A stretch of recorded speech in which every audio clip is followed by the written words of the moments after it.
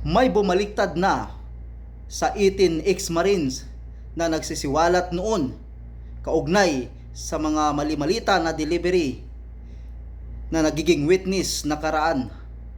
Ngayon, ang 18 Marines ay nagiging 14 Marines na lang sila na sulit na walang pagbabago daw sa kanilang samahan. Dahil ngayon ay ang apat nagbago na ang isip, bumaliktad na at yun. So ang katanungan, ano ang pinakadahilan, ano ang pinakarason kung bakit bumaliktad ang apat na ito? Ayon sa kanilang salaysay, sa kanilang samahan ay may kapalit na pira, may pananakot sa pamilya, ay basta maraming dahilan. Kumbaga, matagal na daw itong umano na ginagapang ang mga Marines na ito. At ngayon, ang apat na ito ay sila yung unang bumigay ang apat. Kaya ngayon, nagiging 14 na lang ang 18 ex-Marines. So 14 na lang sila ngayon. Ngayon, pakinggan natin ang sagot ni Attorney Baligod, no? Ang kanilang attorney ng mga 18 Marines. Dahil si Attorney Baligod ang makapag-explain para malinawan tayo kung ano ang pinakadahilan bakit nagbago ang isip ang apat na ex-Marines. Okay, pakinggan natin mga kabayan.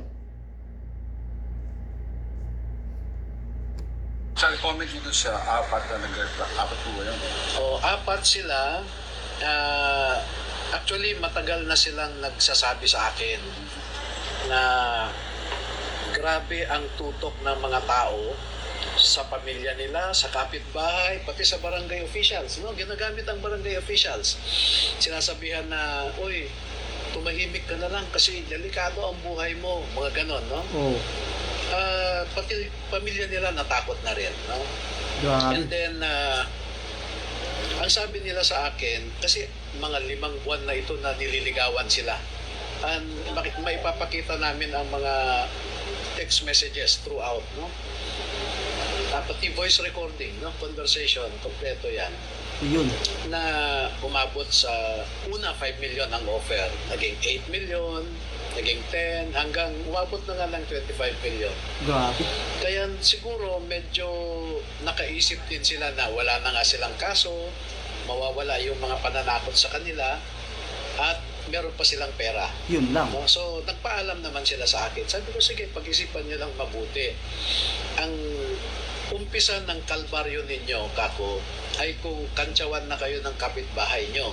Na, uy, paldo ka naman, mag-blow out ka naman dyan. No? At baka pati anak nyo, kakantsawan na ng mga barkada nila. Na Tama. yung tatay nila ay ganito, ganyan. No? Yun ang advice ko sa kanila. Anong Kaya reaction na nila, yun. sir, nung pagbaliktad nyo ng apat na ito? Yung 10? Well, of course, na-disappoint sila, no? Dahil actually, 3 beses na itong inattempt nila na tanggapin.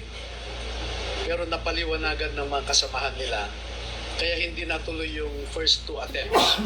Kasi nandun na sila tatanggapin na lang nila. Pero itong huli, siyempre aggressive na yung mga nasasaktan. So hindi na rin sila nakaiwas, no? Kasi inimbitahan lang sila sa isang lugar. So siguro hindi na rin sila nakaalis, na-offeran na rin. So, Paano pag bumalik ulit sila sa inyo, sir? Tatanggapin nyo pa ba? O ano? well, May ganun bang ganun? wala na rin silang kwenta as a witness eh. Kasi pabalik-baliktad sila, no? Although yung recantation talaga is sabi nga ng Supreme Court, it is frowned upon by courts, no? Hindi pinapaniwalaan ng korte ang mga recantations. Parang siguro Ayun na. So, once na magbago na naman ang isip, kung babaliktad ulit, magsasabi ulit ng kung ano yung unang siniwalat ng apat na ex-Marines katulad sa mga kasama nila na hindi nagpapatinag, yung 14 ngayon, ay yung sinabi ni Attorney Baligod, ay hindi na pwedeng maaring hindi na talagang pwedeng tanggapin dahil hindi nakapani-paniwala dahil bumaliktad na, no? So hindi pwedeng ganun ang isang witness pag pabaliktad-baliktad, walang paninindigan. So narinig natin, no? Nagsimula daw yung alok na pira So 5,000, 5 million, 8 million, 10 million hanggang umabot ng 20 million, 25 million. So ganun kalaki. So apat sila, kung sakali tag 25 million bawat isa sa kanila, ay paldo talaga, no? So kaya lang nakakahiya, no? Walang panindigan, mga ex-marines pa naman. So kaya talaga naman, so natatakot sila sa kanilang buhay at iniisip nila ang kanilang pamilya, no? At pati barangay ginagamit, no? Kasi pati barangay, so kinakausap yung mga ex-marine na sabi na magsabi na lang, magbaliktad na lang kasi delikado ang buhay. So talagang may pananakot talaga.